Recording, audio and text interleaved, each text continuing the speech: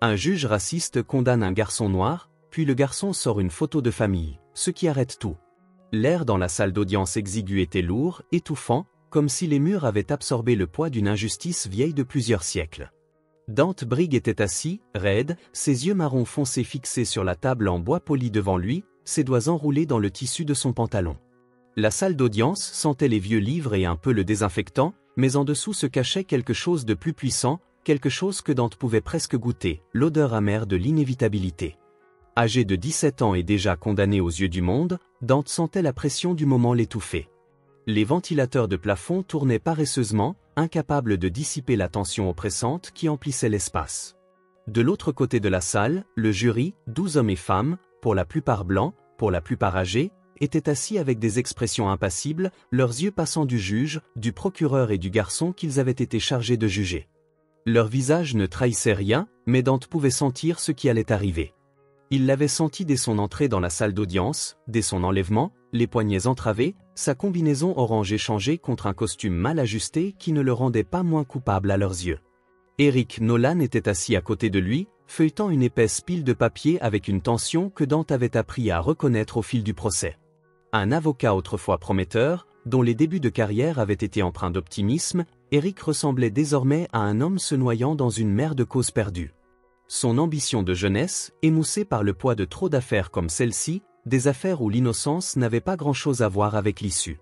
Ses doigts tremblaient légèrement alors qu'il ajustait sa cravate, ses yeux se dirigeant vers le banc du juge où se dressait Robert Anschauung. Le juge Anschauung dissimulait à peine son dédain. Il était assis haut sur son perchoir, un marteau reposant légèrement sous ses doigts, ses lèvres fines pressées dans un froncement perpétuel de sourcils. Ses cheveux argentés étaient soigneusement peignés et ses yeux bleus perçants considéraient Dante avec un peu de mépris. Sa réputation le précédait. Tout le monde en ville était au courant du casier judiciaire du juge, des peines excessives, de la façon dont son marteau semblait frapper plus fort lorsque l'accusé était noir. Il avait déjà présidé des procès comme celui-ci qui se terminaient toujours de la même manière. Le procureur Andrew Calloway traversait la salle d'un pas assuré, son costume impeccable, chacun de ses mouvements dégageant un air de certitude. Il avait monté son dossier pièce par pièce, construisant un récit si solide qu'il importait peu qu'il soit réel ou non. Le jury l'avait dévoré, hochant la tête en même temps qu'il diffusait la bande de sécurité granuleuse, même si la silhouette sur l'écran n'était guère plus qu'une forme floue. Il avait fait défiler un témoin à la barre, un adolescent nerveux qui avait hésité avant de pointer Dante. Ces mots hésitants, incertains, et pourtant, au final, la certitude n'était pas nécessaire, seulement l'illusion de celle-ci. Le procureur avait pris soin de mettre en lumière le passé de Dante, non pas en le condamnant ouvertement, mais en usant de l'art subtil de l'implication. Le garçon avait déjà eu des ennuis, n'est-ce pas? Quelques suspensions scolaires mineures, un incident où il avait été surpris en train de se faufiler dans une salle de cinéma sans payer, un historique de séchage de cours, rien de grave, rien qui aurait dû avoir de l'importance, mais dans cette salle d'audience, c'était le cas. C'était suffisant, suffisant pour le dépeindre comme un imprudent, suffisant pour que la culpabilité paraisse raisonnable, suffisant pour que le jury le considère comme rien de plus qu'un autre adolescent noir en difficulté, qui emprunte la mauvaise voie. Dante n'a presque pas enregistré la plaidoirie finale d'Eric. Il avait compris depuis longtemps que les mots, aussi éloquents soient-ils, n'avaient que peu de pouvoir ici. Eric s'est exprimé avec passion, suppliant le jury de voir les lacunes dans le dossier de l'accusation, de se demander pourquoi les images de sécurité étaient si floues, pourquoi le témoin avait hésité avant de nommer Dante. Il a parlé du caractère de Dante, des luttes qu'il avait endurées, de la perte de sa mère, de l'absence de son père, de la conviction inébranlable de son frère aîné, Jamal, que Dante était innocent. Il leur a demandé de considérer que, peut-être, la police avait été trop pressée de classer l'affaire, trop disposée à trouver le suspect le plus facile plutôt que le bon. Mais les mots se sont évanouis dans l'air, s'évanouissant avant qu'ils ne puissent vraiment se mettre d'accord. Le jury a délibéré pendant moins d'une heure. La salle d'audience était silencieuse à leur retour, et tandis que le président se levait, Dante sentit le monde autour de lui se réduire à un point d'épingle. Sa respiration se fit lente et mesurée, son pouls résonnant dans ses oreilles comme un tambour lointain. Le président parla, et avec ces mots, tout fut scellé. Coupable. Le mot coupa le silence comme le claquement d'un fouet. Ce n'était pas un choc, pas vraiment, mais il laissa quand même une douleur creuse dans sa poitrine. Eric se raidit à côté de lui, un souffle aigu s'échappant de ses lèvres. Jamal, assis au fond de la salle d'audience, serrait si fort le bord du banc que ses jointures devinrent blanches. Mais la seule chose qui resta inchangée était l'expression du juge en Shao. S'il y avait une chose, il y avait une légère trace de satisfaction au coin de sa bouche, comme si le résultat n'avait été rien de plus qu'une formalité. Dante regarda devant lui, son corps refusant de bouger, même si les murs de la salle se répandaient dans la pièce comme une marée montante. Il entendit Eric murmurer quelque chose à voix basse, un juron qui contenait plus de fureur que n'importe quel argument passionné qu'il avait donné pour la défense de Dante. Mais rien de tout cela n'avait d'importance à présent. Le verdict avait été prononcé. Le juge en Shao ajusta sa robe, s'éclaircit la gorge et se prépara à prononcer la sentence. Sa voix, pleine d'autorité, emplit l'espace alors qu'il commençait à parler. Mais Dante entendit à peine les mots. Ses mains se resserrèrent autour de l'objet dans sa poche, la vieille photographie usée, au bord effiloché par des années de manipulation. Il l'avait emportée avec lui depuis son enfance, un lien avec un passé qu'il n'avait jamais pleinement compris. Et maintenant, alors que le poids du moment menaçait de l'écraser, il s'y accrochait plus que jamais.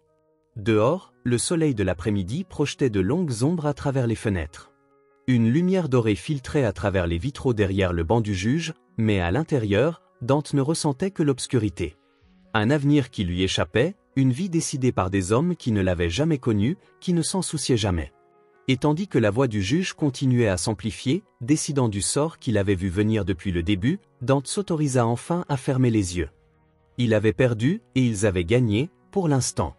Le marteau frappa le banc de bois avec un claquement sec, faisant taire les murmures qui s'étaient répandus dans la salle d'audience. Le juge Robert Anschau ne perdit pas de temps. Sa voix mesurée et délibérée portait le poids de la finalité, tandis qu'il regardait Dante d'un regard dénué de pitié.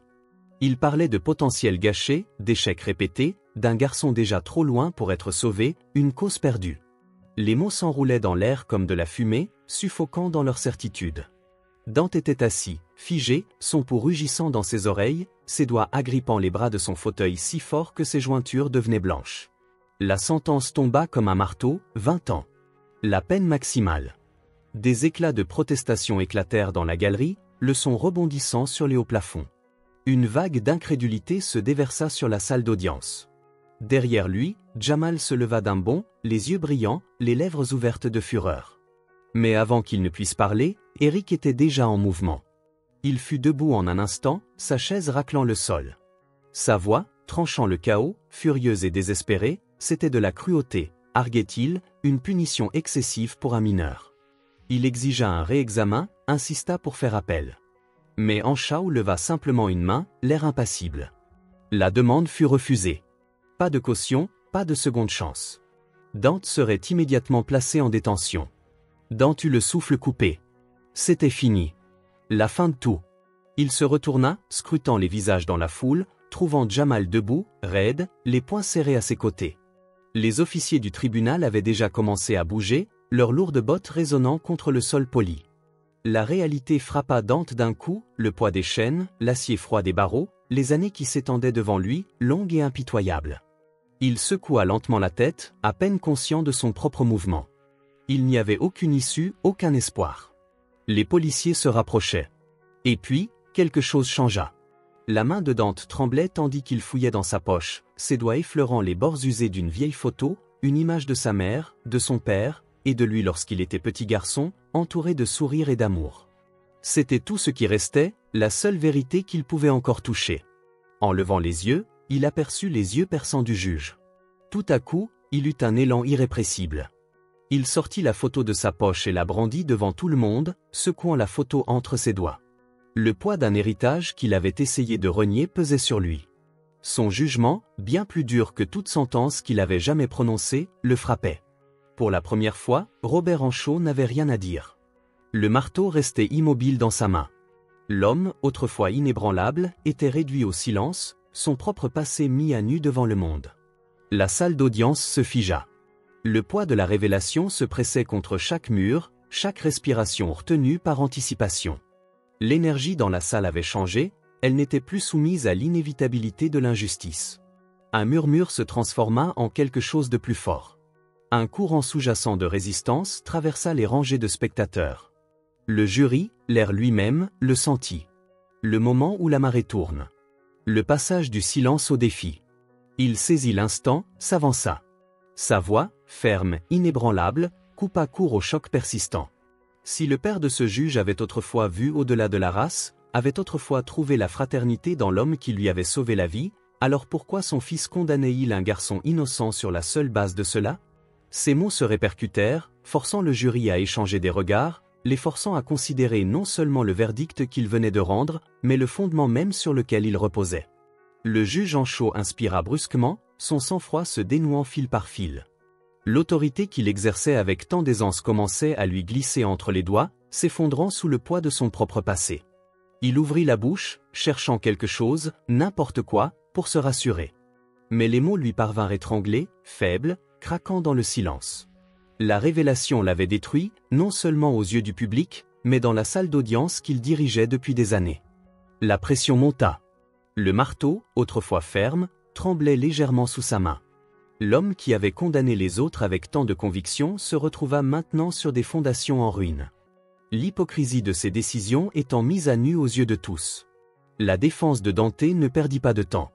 Eric insista, exigeant un réexamen d'urgence de l'affaire, invoquant une partialité judiciaire indéniable et un conflit d'intérêts si flagrant que l'ensemble du procès avait été compromis dès le début.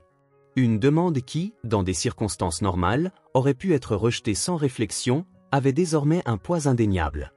Un juge d'une cour supérieure, convoqué dans le chaos du moment, annula rapidement la décision de Anchaud. L'affaire serait réexaminée. Dante aurait une autre chance, cette fois devant un juge, sans être entaché de préjugés. Un mois plus tard, Dante se trouvait dans la même salle d'audience, mais tout avait changé. Un autre juge siégeait sur le banc, et cette fois, les preuves furent examinées sans que l'ombre d'un parti pris ne vienne assombrir les débats. Le témoin, une fois contraint d'identifier Dante, se rétracta, et la vérité se dévoila sous l'effet de l'examen minutieux. Le véritable coupable, un membre d'un gang local ayant commis des vols à main armée, fut identifié, arrêté et inculpé. Le marteau tomba une dernière fois, mais cette fois, c'était pour rendre justice, pas pour condamner. La condamnation de Dante fut annulée. Il était libre.